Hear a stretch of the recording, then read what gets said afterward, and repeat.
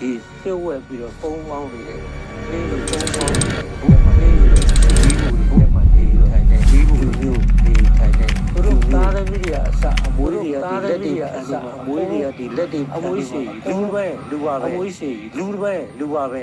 ကျွန်တော်ဒီဘက်ခင်မှာပုံပြလိုလိုတန်တိုင်းလိုလိုနဲ့ပြောလိပြောတာရှိတဲ့တတော်ဝိုက်တစ်မျိုးရှိပါအဲ့ဒါကတော့နင်းလူဒါမှမဟုတ်ဒေသခံတိုင်းသားတွေကခေါ်ရေဒီလို့ခေါ်ပါတယ်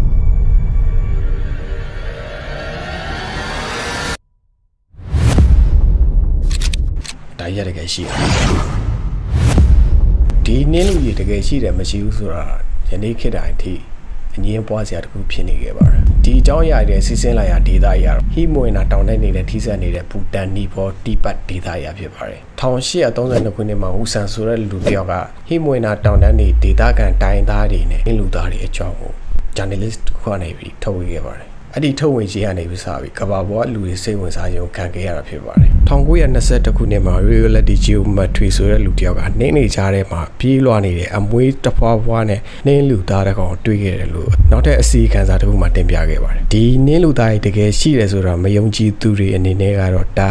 တောင်တန်းနေဝုံမျိုးစိတ်တစ်မျိုးဖြစ်တယ်လို့ပြောကြပါတယ်တချို့ကတော့ဘာသာတရားတွေနဲ့ဆက်ဆက်နေရလို့ယုံကြည်ကြပါတယ်တောင်တန်းနေမုတ်ဆိုးတွေတွေးရှိချက်အရာဒီလိုကြီးမားတဲ့ရှီယာကြီးတွေဒီလိုရှည်လျားတဲ့အမွေးမြင်ကြီးကလူတယောက်ရဲ့အမွေးမြင်တဲ့ရှီယာတွေတော့လုံးဝမဖြစ်နိုင်ဘူးဒီရရှိတဲ့အမွေးမြင်တဲ့ DNA ခွဲစိတ်ကြည့်တဲ့အခါမှာဘလို့တရားထဲမှာမတူညီတဲ့ DNA ကိုရရှိရလို့ပြောပါတယ်ဒီနည်းလူသားတွေကသွေးရတဲ့တရားတစ်မျိုးဖြစ်ပြီးအတီးအရွက်အပင်မျိုးစုံနဲ့တွန်တိတ်ဆန်တွေကိုစားတော့တတ်တယ်လို့ဒေသခံတိုင်းသားမုတ်ဆိုးတွေပြောပြချက်ရသိရပါထူးဆန်းတာကဒီရောင်းတွေကတိတ်ဆန်တွေလို့ပြုမှုနေထိုင်တာမဟုတ်ပဲလေလူတွေလူခြေထောက်နှာချောင်းနဲ့လမ်းလျှောက်နေတာပဲဖြစ်ပါတယ်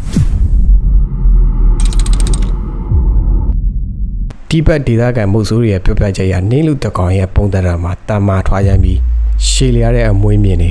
ကြီးမားတဲ့ရှေးဘွားကြီးတွေကိုပိုင်ဆိုင်ထားပြီးလူဝုံတကောင်နဲ့အလားသဏ္ဍာန်တူတယ်လို့လည်းပြောပါတယ်တိတိကျကျပြောရင်တော့ကျွန်တော်လည်းမမြင်ဘူးလို့မသိပါဘူး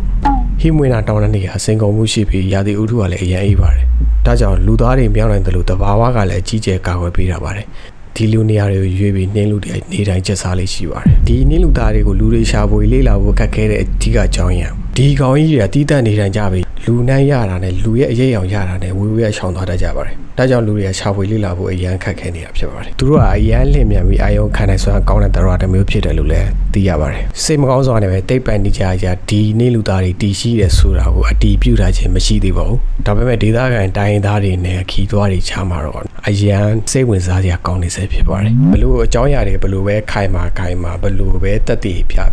နှင်းလူတကောင်ဖမ်းမမိမရှင်းကတော့ဒီနှင်းလူကြီးတွေကဘာပေါ်မှာတကယ်ရှိတယ်မရှိဘူးဆိုတော့ဆက်လက်ညင်းခုန်ကြအောင်ဖြစ်ပါတယ်